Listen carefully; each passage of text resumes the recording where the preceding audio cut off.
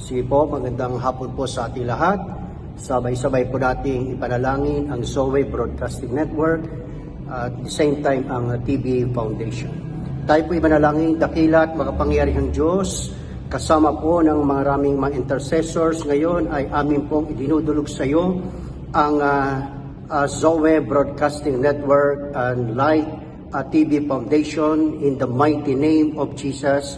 We ask and pray, strengthen, Lord God, yung signal ng Zoe at patuloy, Panginoon, na nawa po'y maabot po ng Zoe ang Luzon, Visayas, and Mindanao.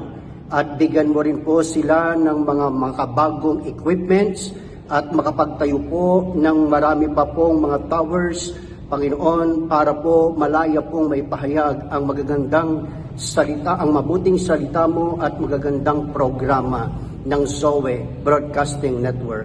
Lord God, gamitin mo po ang platform na ito in our generation na ma-spread ang gospel at bigyan mo po sila ng dekalidad na mga programa na magbibigay po ng totoong pag-asa sa aming mga kababayan at sa lahat po ng mga manonood. Dakila at makapangyarihang Diyos, nagkakaisa rin po kami na magpadala po kayo ng mga matatapat na magiging mga kapartners, Panginoon, ng Zoe. Higit sa lahat, dalangin po namin lahat, i-bless mo rin po ang staff, mga employees, sa pangunguna po ng aming General Manager, si Sir Rene Gonzalez, ganoon din po si Sir Nex.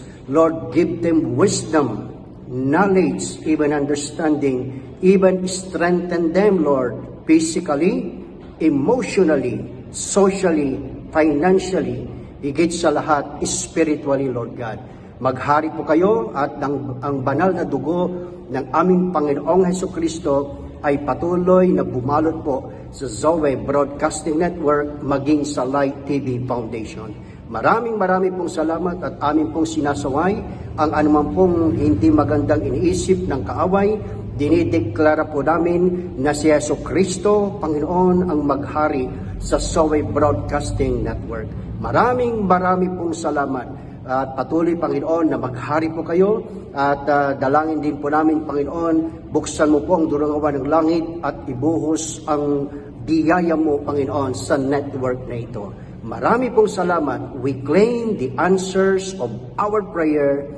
In Jesus' name we pray. Amen.